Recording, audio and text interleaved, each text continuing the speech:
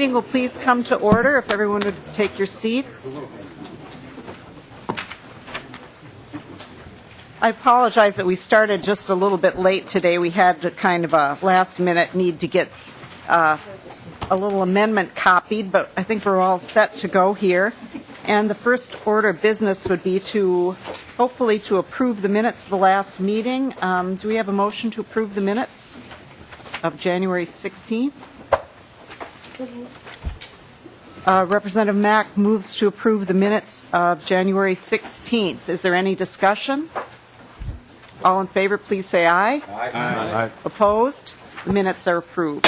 Thank you. Okay, the first bill, the bill on the agenda is House File 9.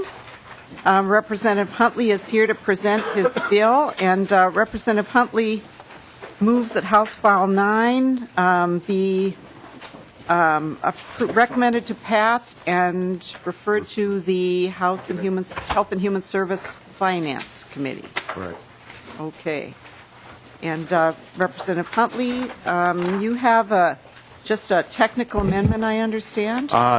There's a technical amendment. It's the A1, and it simply changes a couple of words. It's completely technical, and so I would make that motion that we approve that amendment, the A1 amendment. Representative Huntley moves the adoption of the amendment coded A1. Any discussion? All those in favor, please say aye. Aye. Aye. All opposed? Okay, the amendment is adopted. We have the bill before us in the order in which the author would like. And Representative Huntley, go ahead and please present your bill.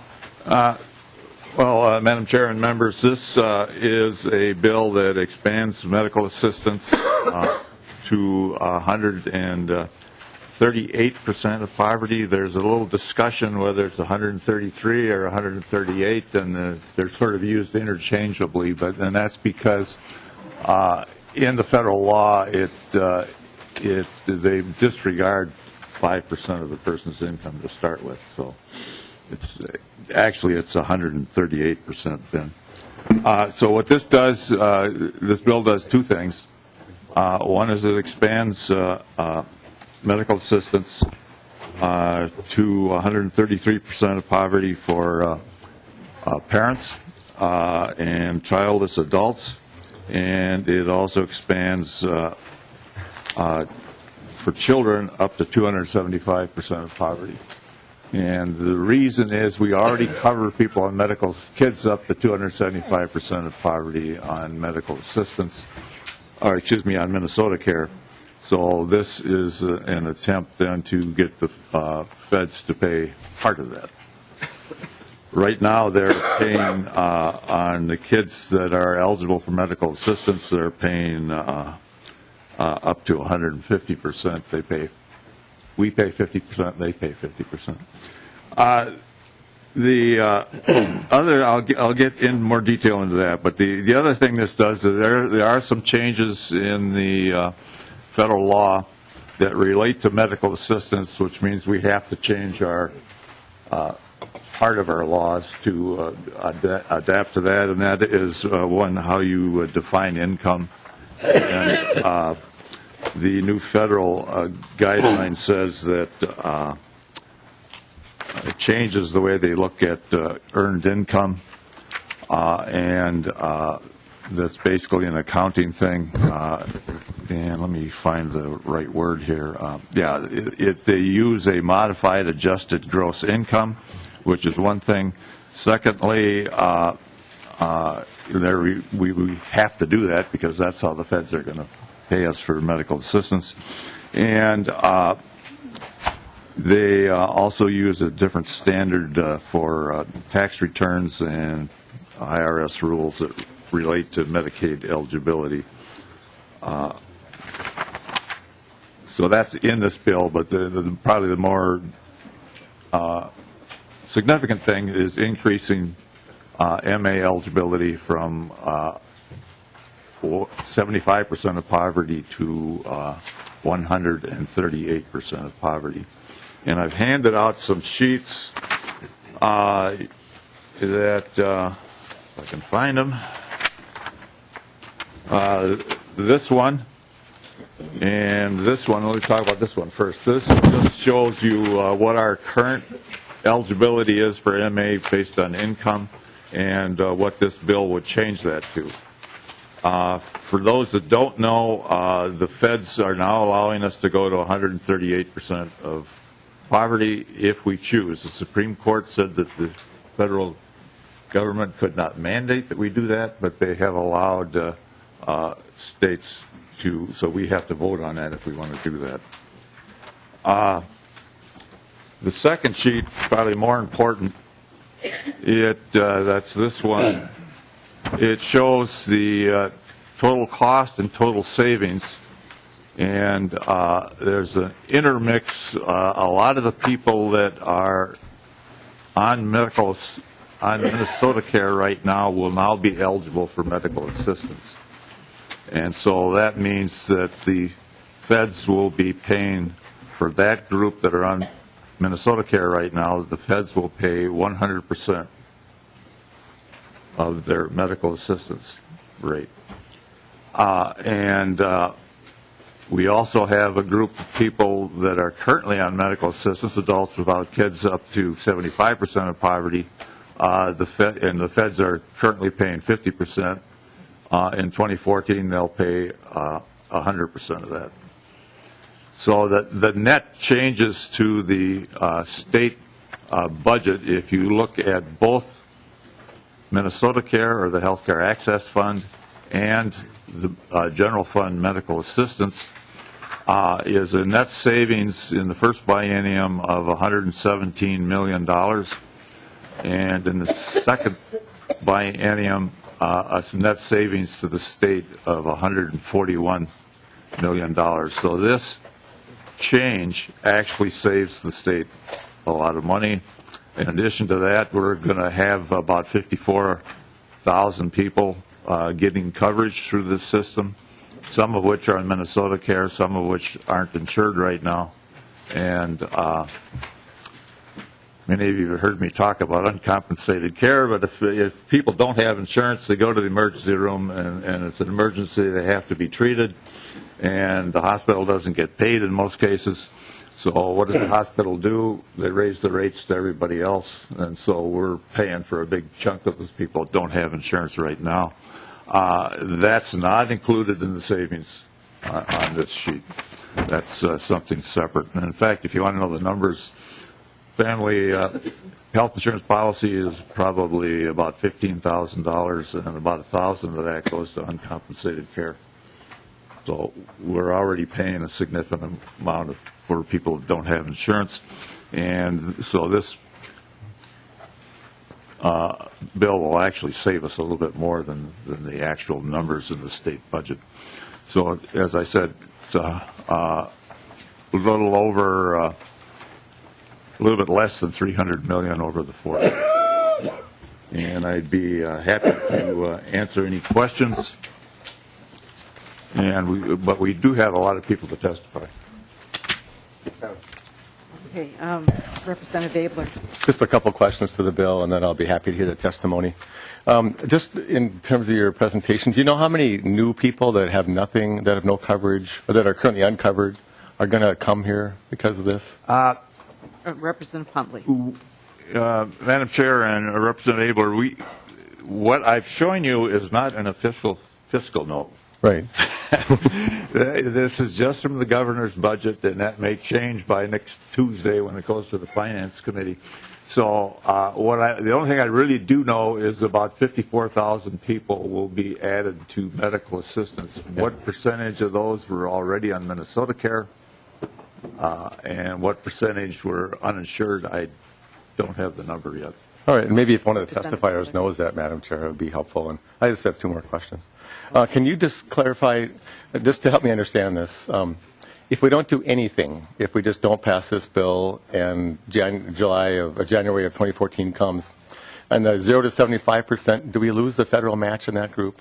Representative Huntley.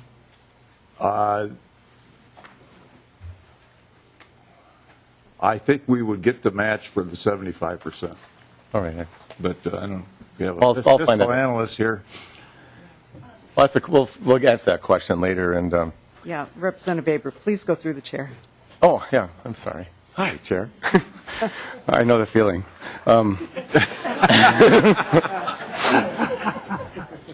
And just one other question, then I'll be done. But these are meant to be just friendly questions. I understand the value of it, and I like a lot of the things about it. But one thing that concerns me is our capacity to cover this.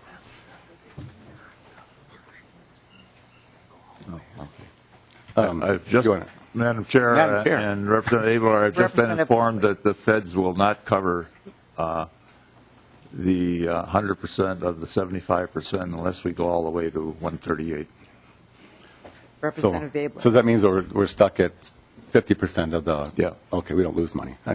Anyway, so one of my overarching concerns on a lot of these federally funded programs is that they might find themselves unable to pay, and that we talked about this in a friendly conversation.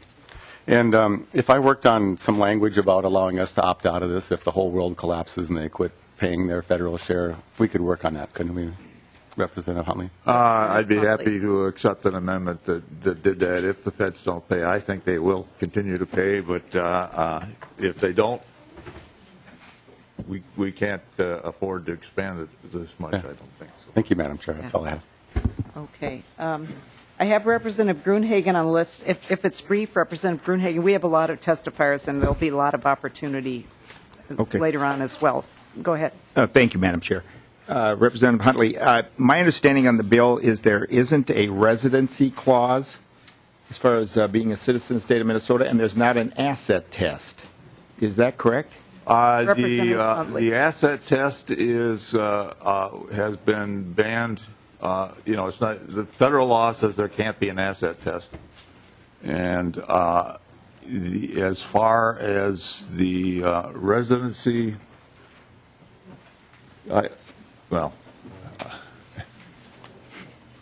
Yeah, Mr. Chun, I think, could address that. Mr. Chun.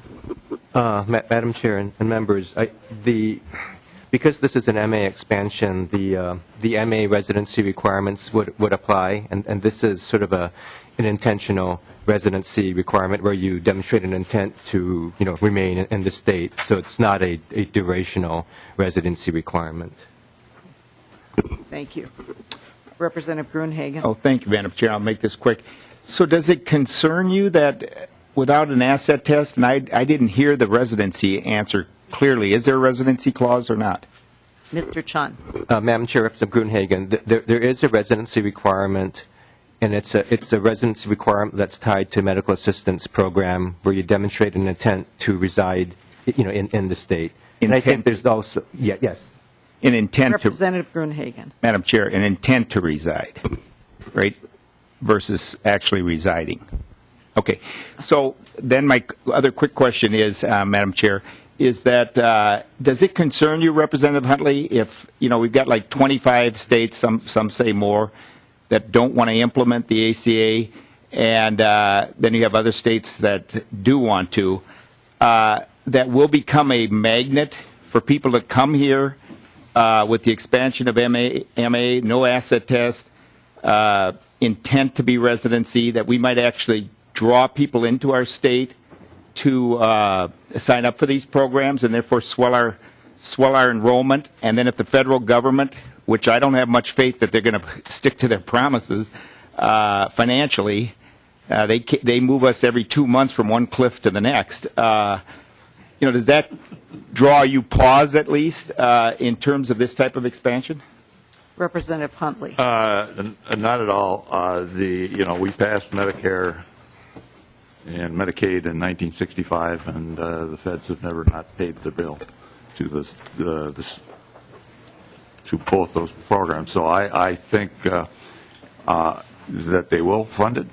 I'm not concerned that they won't, but if they don't, then we'll have Abler's amendment to say that we'll stop the expansion. And Madam Chair. Okay, Representative Gruenhagen, Okay. could we go? We have a list of testifiers. I think perhaps some of the questions you might actually want to address to them, and we'll have opportunity.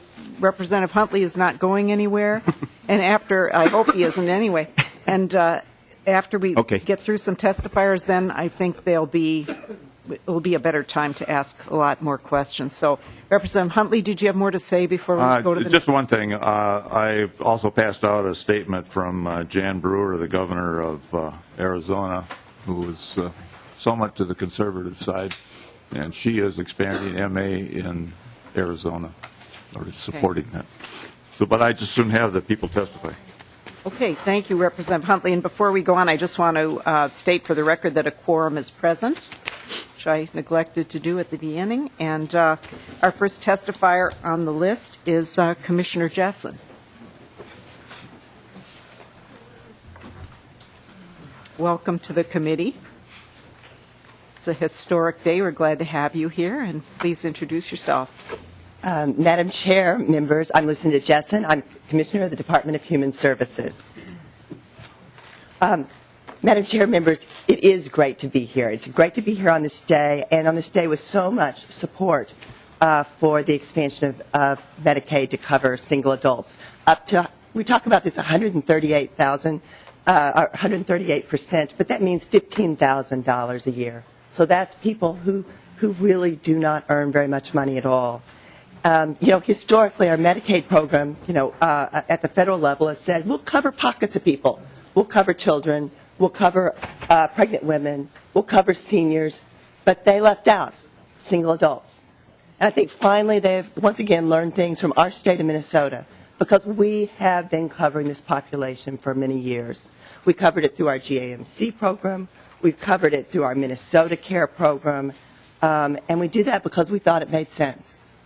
But now with the Affordable Care Act, the federal government has said, we too will, if the states ask, provide coverage, and as an incentive, we will pay for 100% of the costs of those single adults, up to that $15,000 a year. For the 100% for the first 3 years, it goes down to about 90% thereafter. And from our perspective at the department, for the governor, this is good for people. It's better coverage. It's good for our state, for the savings that Representative Huntley just alluded to. It's good for providers. We don't have hospital caps, and so it's better for them as well. So I think overall this is just an excellent bill, and I so strongly support it. I do want to clarify a couple of things that came up in the questions earlier, if I may, Madam Chair. Please. Our analysis is that the impact of this will be to increase people on MA by 87,000.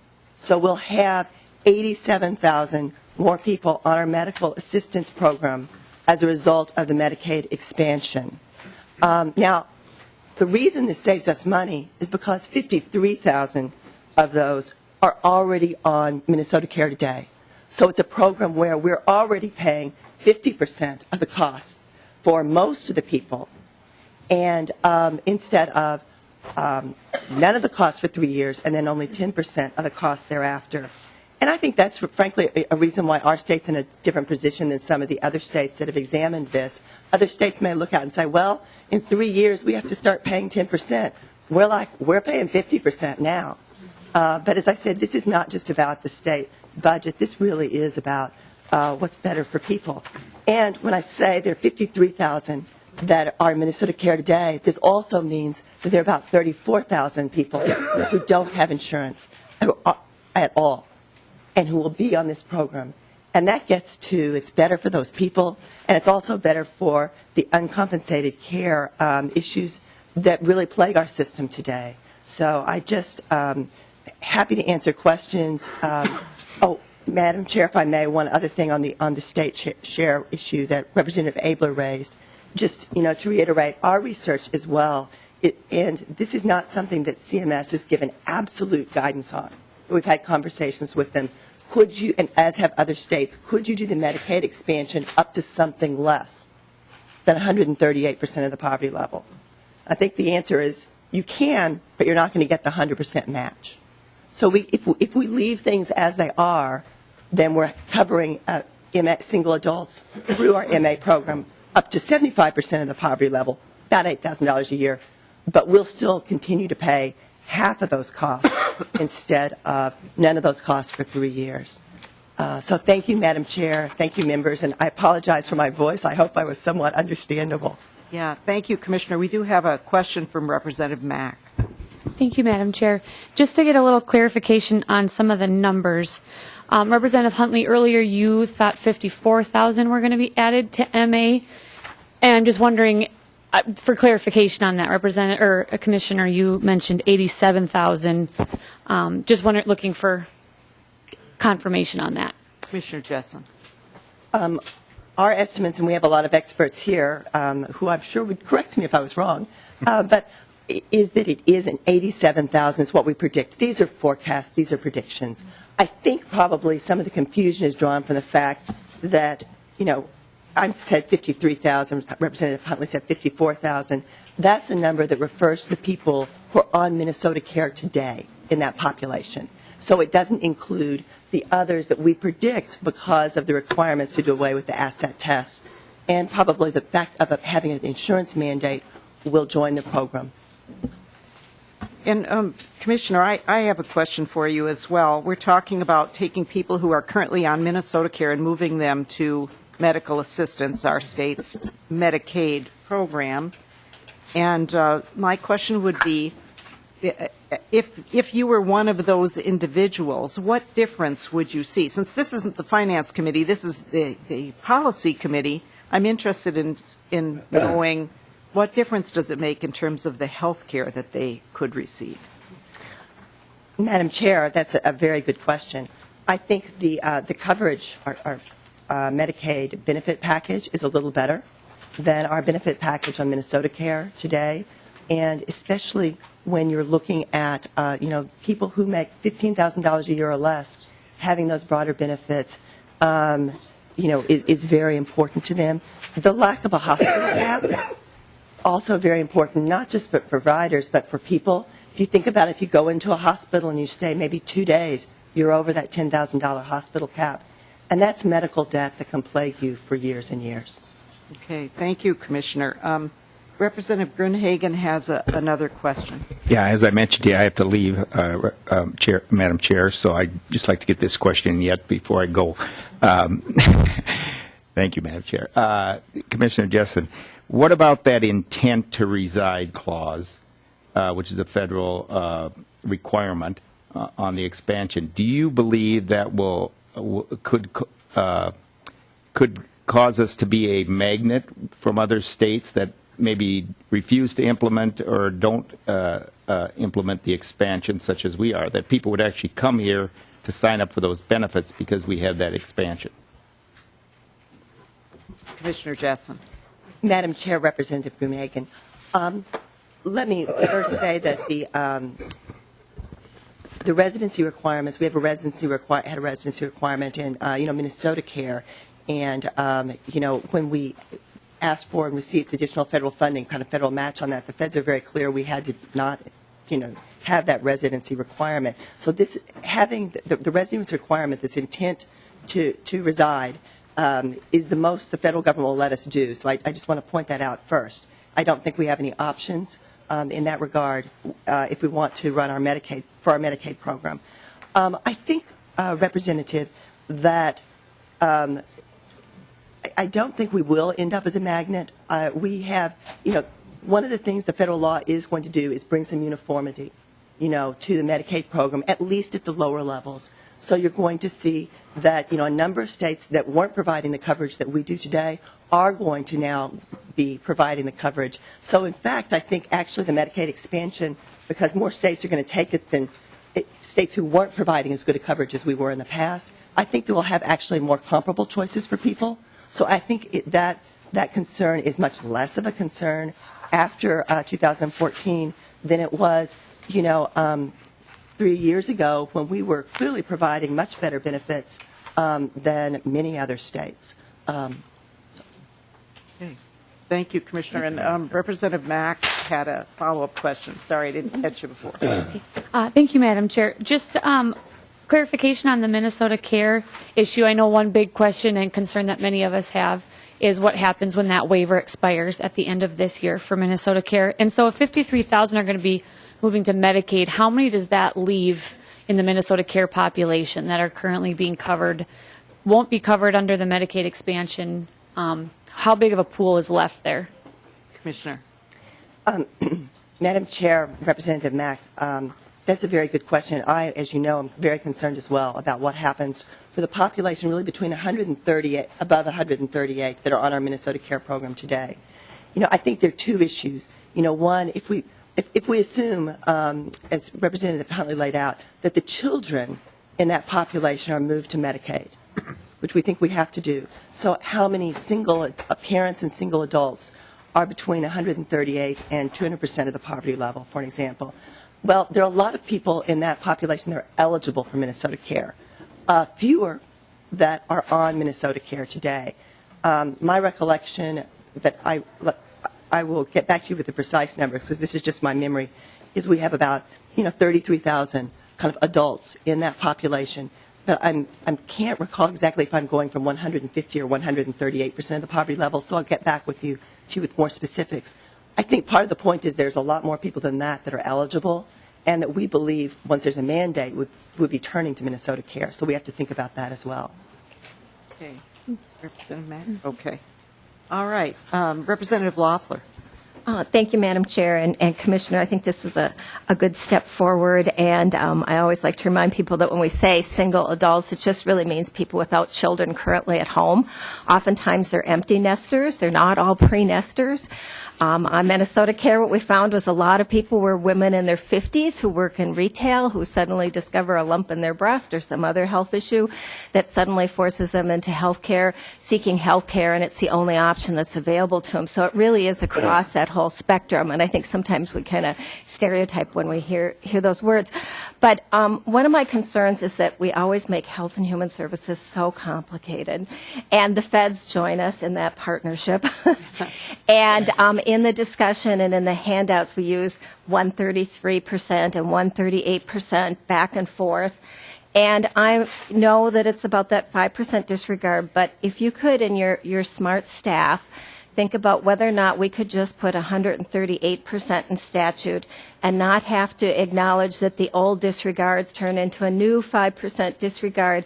I just think the more that we're consistent with the language that's being used in the federal discussion and that is really the practical implement rate, it would be helpful. And so I'm not asking you to take a position on that, but I just think if you could get together with your really good staff about these details, it would make it so much easier for us to understand the system going forward, because we are, even just in this discussion, going back and forth between the two numbers. Okay. All right. Other questions for the Commissioner? All right. Thank you very much, Commissioner Jessen, and we will... are you able to hang around for a little longer? Madam Chair, yes, I'll be here. Great. Terrific. Okay, thank you. Next on the list, we have Mary Krinke from the Minnesota Hospital Association.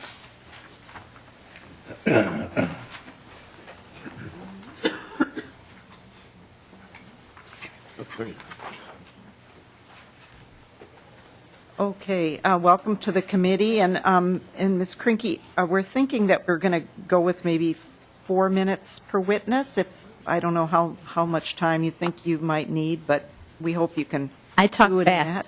Okay, please introduce yourself for the record. Madam Chair and members of the committee, my name is Mary Krinke, and I'm with the Minnesota Hospital Association. We represent 144 hospitals statewide and a number of healthcare systems as well. Not always does the Hospital Association agree unanimously on legislation, and Representative Huntley knows that in the past with issues, but the Hospital Association strongly and unanimously supports this legislation. We came out early in support of the 75% expansion that was done 2 years ago, and our members are very supportive of this change as well. I just want to comment and don't want to repeat what Commissioner Jessen said, but Chairman Liebling, you asked a very good question. How is this different for the individuals, for the patients? And I would just like to say that when you have Medicaid coverage, we believe that you will change over time your behavior versus always coming into the hospital emergency room to seek your care. When you have coverage, you're more likely to be able to get an appointment with a clinic, a physician. You'll be able to get your prescription drugs that you need. It will, in the long run, we believe, reduce the utilization in the hospital emergency room. So we believe it will be better for the patients. Also, it enables to have the individual to have access to the full range of the Medicaid benefits. So it's good for the individual. Clearly, from the provider perspective, as was mentioned before, we do believe it will reduce uncompensated care, and that $10,000 inpatient annual cap that has been in the Minnesota Care program. As you can imagine, it doesn't take more than a couple days in the hospital. So the hospitals around our state, when they care for people in the Minnesota Care program, have long been losing money on that coverage. Now, please understand, we support that coverage because it's better than being uninsured. But I do think it's important just to note that it will be better for both providers as well as the patients. I just have one other comment that I'd like to make, and I'm sorry Representative Grunhagen had to leave, but I know there have been concerns in the past about, well, are we just expanding the Medicaid program, and do things have to stay the same? And I just would like to say that we now have 5 of our hospital systems who have signed up with the Department of Human Services to be healthcare delivery demonstration projects. We are working on reform and how we're going to deliver care differently and payment systems that are differently. So just because someone is enrolled into the Medicaid program, it doesn't mean that services have to be delivered exactly as they have been in the past. So this does not mean that we have to have just fee-for-service. We can start paying based on quality. It doesn't have to be just on volume. So this doesn't preclude us from doing other changes and other reform. It merely says for very low-income people who make less than $15,000 a year, we're going to guarantee they have some coverage. So, Madam Chair, with that, we're very appreciative that you're doing this hearing early in the legislative process. We think it does have budget implications moving forward with the rest of the legislative session. So we're very anxious to get this passed and moving. So thank you very much. Okay, thank you, Ms. Krinke. Questions from members? Okay, seeing none, thank you. Thank you. The next witness on the list is Christina Wessel from the Minnesota Council of Nonprofits. Welcome to the committee. Thank you. Good afternoon, everyone. My name is Christina Wessel, and I'm the Deputy Director of the Minnesota Budget Project. We're an initiative of the Minnesota Council of Nonprofits. The Minnesota Budget Project does research, analysis, and advocacy on tax and budget issues, looking particularly at how they impact low and moderate income families here in Minnesota. And I want to thank you for this opportunity to testify in favor of House File 9 to expand eligibility for Medicaid. The Affordable Care Act, as it was originally passed, required this expansion. Unfortunately, the Supreme Court decision last summer made it optional. However, taking this action is not only an essential step in meeting the goals of the Affordable Care Act to reduce uninsurance, but it also has great advantages for the state budget, for healthcare providers, and for Minnesota families. Some of these I'll talk a little bit more briefly about since they've been touched on before, but House File 9 will save the state money. By expanding Medicaid to cover nearly all adults, we'll be drawing down hundreds of millions of dollars of federal money. And although the bill itself doesn't have a fiscal note yet, we see from the governor's package in his budget that it does save the state $117 million in the 14-15 biennium. We also know that House File 9 will mean fewer unpaid health care bills. As Mary Krinke just talked about, people need health care, whether they have insurance or not. And many doctors and hospitals treat patients who do not have insurance knowing that they will not get paid. The cost for these unpaid bills gets passed on to the rest of us. Expanding Medicaid and increasing the number of people with insurance will reduce that uncompensated care and will hopefully control costs for everybody in the system. We know that House File 9 will also remove barriers that currently keep people from enrolling in Medicaid. Some of the individuals we expect will benefit from this expansion and these changes may be eligible right now, but there are barriers to keep them from enrolling. For example, as required by the Affordable Care Act, this bill will allow very low-income families that are trying to build assets to still be eligible for Medicaid. This is extremely important because research shows that increasing savings is a critical step for a family to build the security they need to move out of poverty. Otherwise, they are constantly living a disaster away from financial crisis. Eliminating the asset test for most people in Medicaid will be a big step in helping families move towards self-sufficiency in our state. And we know that it's going to improve health outcomes. Many of the individuals who become eligible for Medicaid may have access to insurance through Minnesota Care right now. However, they can't afford the premiums, or they find that the limited benefit set doesn't meet their needs. Expanding Medicaid will mean more affordable and comprehensive care for Minnesotans that will translate into better health outcomes and hopefully also help us to work on reducing our health disparities in our state. But I think it's also important to think about what happens if we don't expand Medicaid here. What are the options that are available for folks? First, we know that these low-income individuals currently qualify for Minnesota Care, but the future of Minnesota Care is in doubt, and that's an issue that I know will come before this committee as well yet this session. Because Minnesota Care, as we have it right now, doesn't meet a lot of the higher standards, and in addition, we expect to lose federal funding, we're going to have to make some serious changes in order to preserve Minnesota Care. So we cannot count on Minnesota Care right now as an option available for these individuals. And we know that private insurance through the exchange is not affordable for these people. Although they will be eligible for premium and cost-sharing subsidies, if you look at a family budget for Minnesotans at this income level, they have no income left after paying for essentials like food, housing, transportation, and childcare. They're likely to choose a health plan in the exchange where they have to pay zero premium, however, they get very high cost sharing. And so even though they may, quote unquote, have insurance, they are unable to use it because they are unable to pay their own share of the insurance. Let's also remember that when the Affordable Care Act was passed, federal lawmakers assumed that very low-income individuals would qualify for Medicaid because the expansion was originally mandatory. So those individuals below 100% of poverty do not qualify for tax credits and cost-sharing subsidies. So if we do not expand Medicaid, particularly for adults without children, if Medicaid is not there for them, there isn't anything else there for them. So I really appreciate your time this afternoon, and I hope that we will move forward with fully taking advantage of this opportunity to cover more low-income Minnesotans under Medicaid and avoid pushing our state backward when it comes to comprehensive health insurance for our low-income families. Thank you. Thank you. Questions from members? Okay. Seeing none, thank you very much for your testimony. Bob Meaches from Minnesota Medical Association. Welcome to the committee. Please introduce yourself for the record. Go ahead. Thank you, Madam Chair, members of the committee. My name is Bob Meaches. I'm a physician trained in internal medicine and geriatrics, but I'm here today as the chief executive of the Minnesota Medical Association. The Medical Association is a professional association of more than 10,000 physicians and physicians in training throughout Minnesota. I'm pleased to offer strong support from the Medical Association for House File 9, which would expand medical assistance program up to 138% of the poverty level, consistent with the Affordable Care Act. We support it for three reasons. The first, and most importantly to physicians, and I hope to you, is that Medicaid coverage expansion for adults has been shown to improve health. It improves health. It reduces mortality, and it improves patient self-reported health status.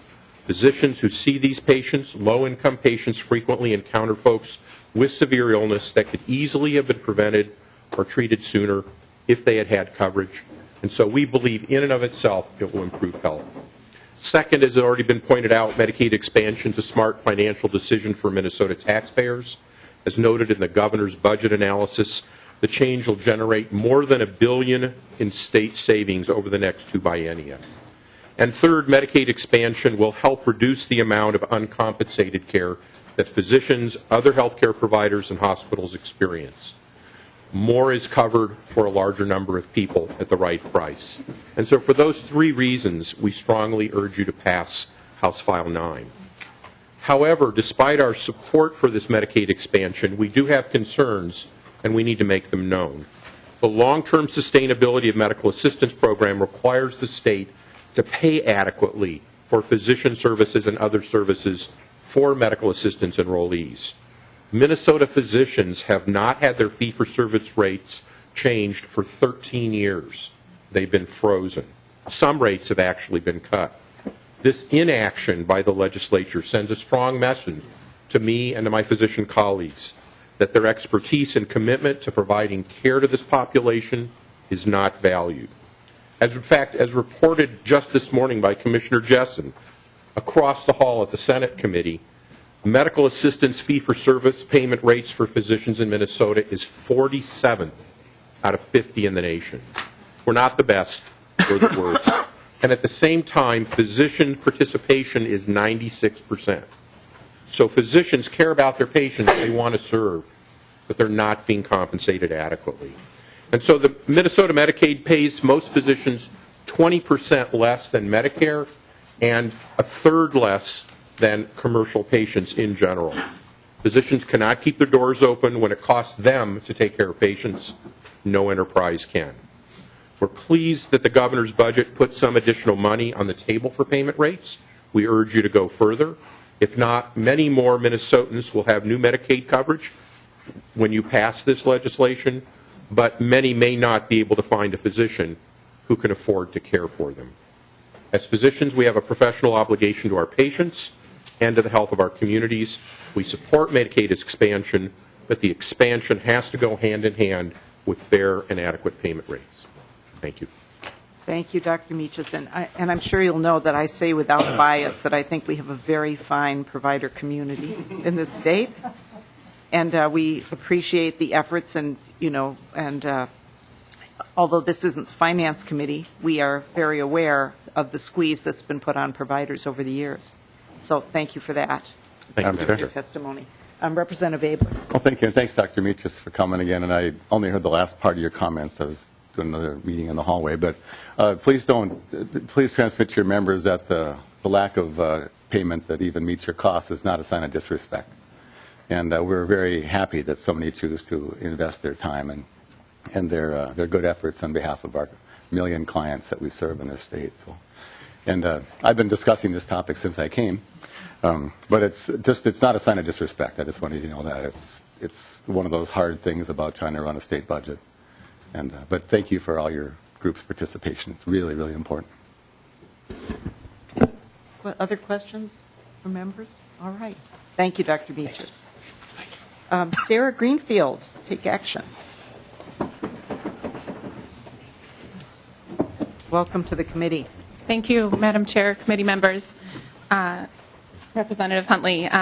My name is Sarah Greenfield. I'm the Healthcare Program Manager at Take Action Minnesota, and I'm happy to testify in support of House File 9, and particularly want to thank Representative Huntley for his leadership on this incredibly important bill. It's a great day when this lineup of speakers can all come up and say the same thing. I'm pretty close. So I'll try to focus on just a couple of points. In 2010, Minnesota continued our leadership, our history of leadership in healthcare coverage with Governor Dayton's early expansion of Medicaid, which, as has been mentioned, improved coverage for many Minnesotans, covered many new lives, and drew down already an additional estimated over $1 billion in federal dollars over the biennium. This offered to fully expand, to fund this full expansion up through, as we've said, 138% of the federal poverty level, and to improve the eligibility process for folks, and then cover it 90% thereafter. This is all really a sign that the federal government has recognized what Minnesota has long known. Comprehensive coverage for the very poor and for low-wage working adults is a win-win. It returns improved health and productivity and reduces uncompensated care costs, both for safety net providers and for all of us who buy insurance. In particular, I want to focus on the significant benefit to Minnesotans and especially those who would be covered under this expansion. We talk to folks all the time about their healthcare experience, and this expansion means more than just switching the funding stream for people who we already cover. Many in this new expansion population have had trouble enrolling because they couldn't find the right paperwork, didn't pass the asset test, missed renewal notices mailed to an old address or in a new language, or because they would have had to drop their existing high deductible coverage, which they can't actually afford to use, but felt too risky to go without it for several months in order to qualify for Minnesota Care. This Medicaid expansion and the eligibility changes, along with streamlined enrollment through a Minnesota insurance marketplace, will eliminate many of these barriers to coverage. It means increased coverage at a reduced cost for Minnesota, and most importantly, improved health for tens of thousands of Minnesotans. So thank you very much. Thank you. Questions? Representative Franson. Thank you, Madam Chair. And this is just mainly a comment, Ms. Greenfield. I see that Take Action Minnesota, one of your things on your website says to put people at the center of healthcare. Mm-hmm. Unfortunately, the Affordable Care Act puts the federal government at the center of healthcare and not the person. So, Thank you. Would you like to respond, Ms. Greenfield? You don't Certainly. have to. No, I'd be happy to. Thank you, Madam Chair, committee members. I disagree, but I think more importantly, here in Minnesota, we have an opportunity to decide how we implement the Affordable Care Act, and the decisions in front of us around Medicaid expansion, around the exchange, give us an opportunity to do that in such a way that we really do put people at the center and make sure that these policies are good for our state, and I hope that we do that. Representative Franson. thank you, Madam Chair. And Ms. Greenfield. Well, you know, and as I'm listening to this, all the comments that are being taken place and the chuckling on the other side of the table there, you know, the Affordable Care Act is not a bipartisan bill whatsoever. Not one Republican voted for this big, expansive takeover of health care. And I'm still wondering, what options do we have in Minnesota when we're talking about the Affordable Care Act? What are our options here? All I seem to be hearing is that the feds are going to tell us to do this, the feds tell us to do that, the feds won't do this, the feds won't do that. What flexibility does Minnesota have? And why, as state legislators, are we rubber stamping what the feds are imposing on us without regard to future funding? Talking about drawing down federal dollars, well, somebody has to pay for the Affordable Care Act. Federal dollars do not grow on trees. They actually come from hardworking Americans who are already struggling to put food on the table for their family. And now we are expecting hardworking Americans to pay for thousands and thousands of more entitlements. And $16 trillion in debt is what the federal government has. And I find it very hard to believe that the federal government is going to come and fulfill the obligations that it's promising the states with the Affordable Care Act. I mean, the debt limit crisis that we just had was a sign of things that were going to happen if the federal government were to default on its obligations. So just be careful as we move forward through this that we aren't making so many promises that will be underdelivered. Thank you, Representative Franson. And I just would direct members to this statement from Governor Jan Brewer that was handed out by Representative Huntley and that I had also emailed to members earlier. And I think it's important to note what she says here. And as many of you know, she's one of the most conservative governors around. And it certainly was no fan of the Affordable Care Act. But she's implementing the Medicaid expansion in her state. And she says, saying no to this plan would not save these federal dollars from being spent or direct them to deficit reduction. No, Arizona's tax dollars would simply be passed to another state, generating jobs and providing health care for citizens in California, Colorado, Nevada, New Mexico, or any other expansion state. With this move, we will secure a federal revenue stream to cover the costs of the uninsured who already show up in our doctors' offices and emergency rooms. Weigh the evidence and do the math. And to this, I would add, Representative Franson, that Minnesota has long been at the short end of the stick when it comes to getting federal dollars. So our dollars that are paid by people in this state often go disproportionately to other places, interestingly, often to red states, or what we now call the red states. So I think, this is an opportunity similar to what Governor Brewer is saying for us to get these dollars that would just simply be spent in other places. If there are no other questions, I think we can probably go to the next testifier. Madam Chair. Yes, Representative Zerwas. Yes. Thank you. Thank you, Madam Chair. Mrs. Greenfield, I guess the one question I have, and I've heard this a couple times over the last couple of weeks, I can't quite wrap my head around it. We talk about the underinsured or uninsured that through just the difficulty and bureaucracy of signing up for Minnesota Care have been uninsured. And now through this, they won't be. They'll be able to sign up. So I think my question is, and I'm not trying to be a smart aleck, but my question is, what fundamental structural changes, other than, the expansion itself, will make the actual physical act for someone to sign up for this easier? Because we've heard about that before. So I think if you could elaborate a little bit on that, that would certainly help me. Ms. Greenfield, if you want to respond, or we can get somebody from the department to respond if you don't feel I'd ready be to happy do that. to respond briefly and then let somebody maybe with more details fill in. But thank you, Madam Chair and Representative Zaras. There are several things that are dealt with in this bill, and I think others that will be dealt with in the exchange bill and other areas. But the changes in some of the eligibility determination that were mentioned earlier, the elimination of the asset test, greatly streamlines the enrollment process and actually makes it possible to do through the exchange, whereas now we're largely on paper process that can take quite a bit of time for eligibility determination. So I would just say that's going to be one of the main components that I think will change that process. And then also we have some considerations around what sort of additional outreach activities we're able to do through navigators and assisters, some of the other pieces provided for in the Affordable Care Act that can increase our current capacity to let people know about the coverage they qualify for.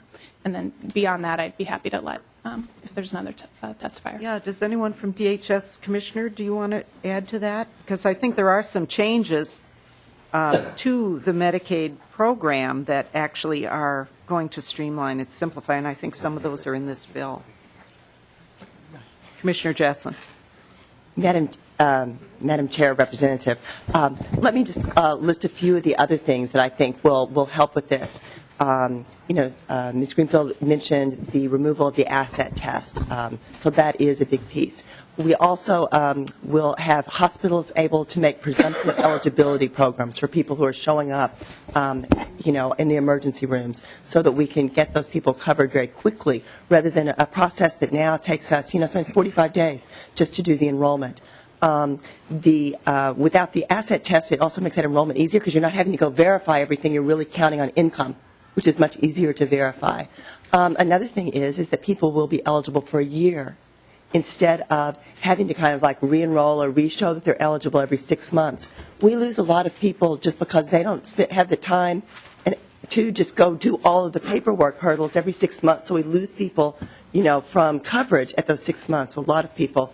And then those are people who don't have coverage to go visit their primary care doctor. And then the next time we see them, sometimes they're in the emergency room. And then they go through the whole process again. So those are just a few of the things that we'll be using to really, those are some of the changes that will make it easier for people to get on and stay on Medicaid, assuming they're eligible. It's not, we're not going to double check their income, and do those sorts of things. So those are changes that will help. Having the exchange is kind of a way, part of the exchange that probably isn't talked about as much, but it is really a way of streamlining our eligibility enrollment decision making so that people will be going on, and we believe that about 70% of the people who are eligible for public programs, they'll be able to go on, they'll enter their data. This is all data that has to be, sent in the mail and through paperwork and, today. So entered online, then that will be, their income will be verified, through these IRS websites. And is that going to work for everybody? No. But because sometimes you're still going to have to, there are going to be red flags and you'll do the double checks. But for 70% of people, they'll be able to put their information in, have it verified online, and find out if they're eligible and enroll, instead of kind of the 45 or more day process. So I hope that answers the question. Follow-up from Representative Zerwas. Yeah. And thank you, Commissioner Justin. That does help. I guess one of my big concerns, and one of the things I'm nervous about as we look at implementation is in all reality, what's the likelihood of people in those income brackets, at 78% of the federal poverty guideline, or 100%, or 138% of the federal poverty guidelines, sitting down at their computer at home and entering in wage information and household information. So I think I think it relies heavily on a large assistance infrastructure, and a large government infrastructure. That I think the idea that everyone is going to sit down at their computer and sign up is probably a misnomer. I think more likely what you also mentioned is kind of catching people at the back end as they come in to emergency rooms or to clinics, come into the system that way, and then are registered on the back end. I think that, in my guess, is probably going to be much greater how we get these enrolled. Commissioner Jessen. Madam Chair, Representative, I probably should have been clear. We do not expect everyone to go through an online process. We recognize that there are a lot of people who are not able or not going to have access to a computer to do that. So we will still have the infrastructure we have today to help people, help people with assistance, over the phone help, take, paper applications. We'll have all that. I think that my point is more, we're doing it all that way today. That even if we say that, half of the people, and I think it'll be more than that, are able to do this online process, then that's a whole lot fewer, that's a lot less administrative burden for us, but we are still going to have people there to help the people who need it. Okay. Thank you, Commissioner. It just sort of occurs to me that we have this technology called the ATM. And when they first came out, it was, oh my gosh, I couldn't use that thing. I want to go talk to the teller. And now, many people, although not everybody, uses the ATM. So maybe we'll have something similar occur. So any other questions for the commissioner since we've got her up here again? Madam Chair. Representative Albright. Thank you, Madam Chair. Commissioner Jessen, with regard to data practices and the Privacy Act, what assurances is the state and your department going to assure individual patients of the privacy information between their physician and themselves if this information is provided also to the federal database? Commissioner. Madam Chair, Representative, I think there's a difference between the eligibility information, which will go kind of through the verification at the federal level, eligibility, which will be just the income information mostly, as opposed to a lot of the, doctor-patient, information, which is not, I think the kind of automatic verification eligibility isn't going to be dealing with, doctor-patient information. I mean, we're being there's some of our programs that we want to, for some categories in the Medicaid program, we do, need to look at, if you're eligible, if you're an individual with disabilities, we need to look at some health-related information, but that's not going through this process. We do take a lot of care with that information. Madam Chair. Representative Albright. Commissioner Jessen, it's my understanding under the current protocol, abortions are not funded by MA? Commissioner. Madam Chair, Representative, currently after the Gomez Supreme Court decision, in I think it was 1995, Medicaid does pay for certain abortions. That was a Supreme Court decision. It didn't before, it only had covered a small amount before then. I don't have that decision right here in front of me, but we do pay for those that were directed by the Supreme Court under that decision to pay for. Okay. Okay. Representative Franson. Thank you, Madam Chair. Commissioner Jessen, I'm very glad that Representative Albright brought up the question about abortion. As I recall reading the last abortion update from the DHS, that we are providing abortions from people that live outside the state of Minnesota. Commissioner. Madam Chair, Representative Franson, I'm not familiar with that, and I would say that a lot of the data collection on abortion information is actually handled through the Department of Health. They do surveys statewide. We have information on what we pay for, but the broader description of what of abortions, I think, is a Department of Health matter. Okay, thank you, Commissioner. Okay, we got a question from Representative Schoen. I know who you are. Madam Chair, Commissioner, I think I've heard this brought up several times, and I think it maybe confuses the topic on data privacy. Is there anything that part of the Affordable Care Act or the exchange that says when I go see my doctor because I'm not feeling well, that those medical records will be transmitted to the federal government to some secret repository of sorts? Commissioner. Madam Chair, Representative, there's nothing like that in the Affordable Care Act, and we will continue to do everything we can to keep patient information confidential. That's a high priority for us. Thank you. Okay. Members, I'm going to move on. We have some other testifiers. I want to make sure we give them the opportunity, and then hopefully we'll have some more time for questions at the end. But I also do want to kind of keep us within the scope of this bill as well. So I know that this branches out into a lot of topics, but maybe we can get through the bill if we kind of bring it back a little bit. So welcome to the committee. Joel Euland, please introduce yourself and go ahead. Great. Thank you, Madam Chair and members of the committee. My name is Joel Euland. I am the Assistant Director for Legislative Affairs at UCare. I am also here on behalf of the Minnesota Council of Health Plans.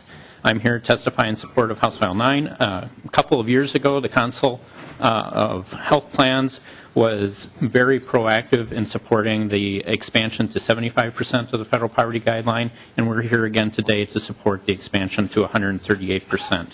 MA expansion will go a long way to reduce some of the healthcare disparities that we continue to see out in Minnesota. It will support some of the safety net providers that are out there, and it will also provide better access to mental health services as well. One example that I would provide as to why House File 9 is needed is because it will help provide a benefit to Minnesotans, especially the ones who are enrolled in Minnesota Care. We see at UCare a lot of times our staff will be working with our members who have avoided hospitalization or tried to avoid going to the hospital because of that $10,000 cap. And in doing so, they're avoiding other health care services and have ended up with much more expensive situations that have arisen because they were avoiding that care simply because of that $10,000 cap. The MA expansion will be very helpful because it will provide a better benefit set for the members so that way they can better access the services that they need at the time that they need it. Thank you. Okay, thank you. Okay, not seeing any questions right now. We'll move on to Kate Johansson.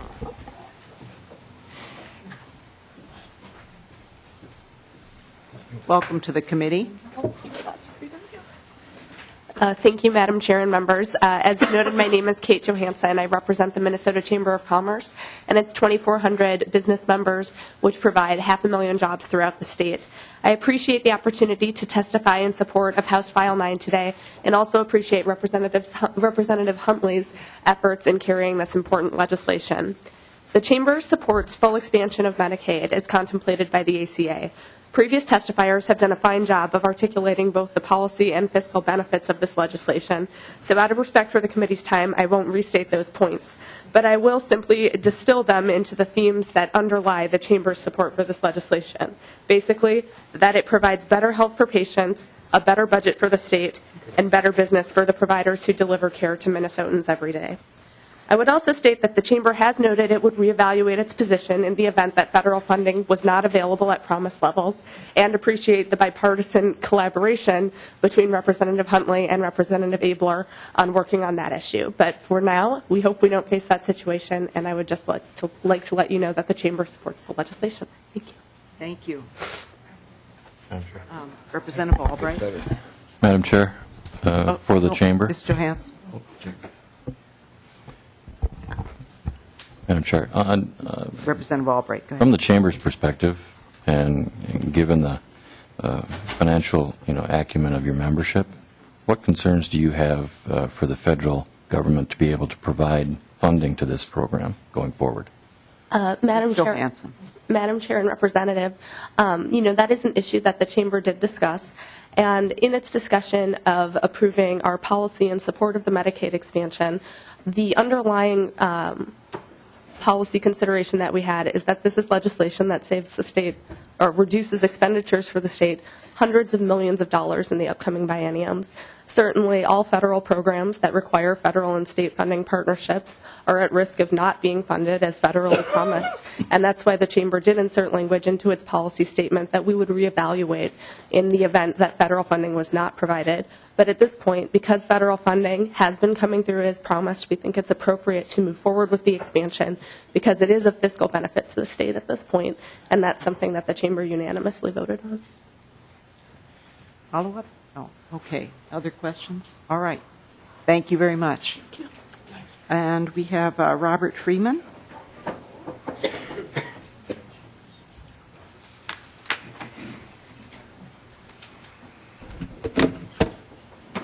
Welcome to the committee. Good afternoon. Madam Chair, committee members, thank you very much for allowing us to speak today in favor of House File 9, the bill to expand Medicaid. For the record, my name is Robert Freeman, representing Health Partners. We're an integrated healthcare company with over 20,000 employees in Minnesota across our health plans, clinics, and hospitals, all devoted to our mission of improving the health of our members, the patients, and the community. Because of our role as both a payer and a provider of care, we have a unique perspective on the issue of Medicaid expansion, which is why we've chosen to testify today. Health Partners strongly supports the Medicaid expansion. Our CEO, Mary Brainerd, was part of the Governor's Task Force and the Access Work Group, which recommended the expansion. And we thank Representative Huntley and also Representative Loeffler, and Allen, who are also, I believe, co-authors. We support the expansion for three main reasons. First of all, we think it makes sense for patients. Currently, many people either have no access to health insurance or only a limited benefit set with co-pays through Minnesota Care. This will help tens of thousands of Minnesotans gain the health security and access to health care services that you and I take for granted. It makes sense for our members. Without the expansion, many people would have to purchase health insurance they can ill afford through an exchange or other means, and we believe the expansion will also help keep down premiums in the rest of the commercial market. And finally, it makes sense for safety net providers like Health Partners. As an organization, we provided over almost $30 million in uncompensated care in 2011 and a similar amount last year. We were one of just 4 providers that stepped up to care for the former GAMC population after the state ended that program, and we lost millions of dollars doing so.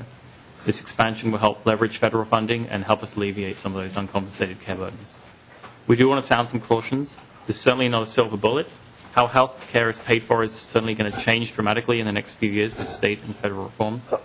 And coverage does not guarantee access 100%, especially with such low reimbursement rates for providers in Medicaid. But we do believe the legislation is a great leap forward for our patients, our members, and the community, and we look forward to seeing it signed into law.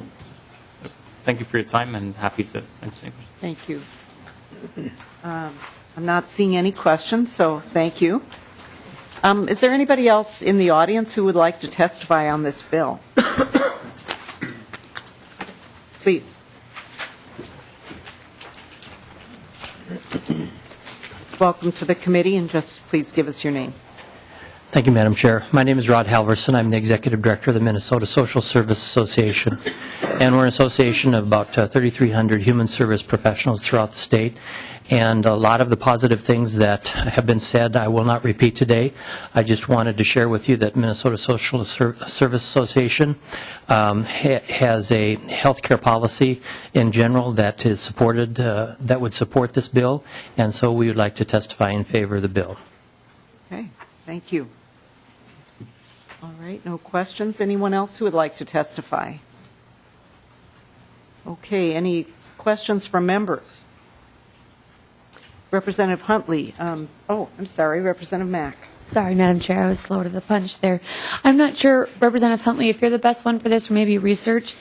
Can you shed any light on the effect that the new accounting mechanism, the MAGI or Modified Adjusted Gross Income, what effect that's going to have on the average Minnesotan or people? Is that a far stretch from how it's currently calculated, or is there any information you can give us on what changes that results in?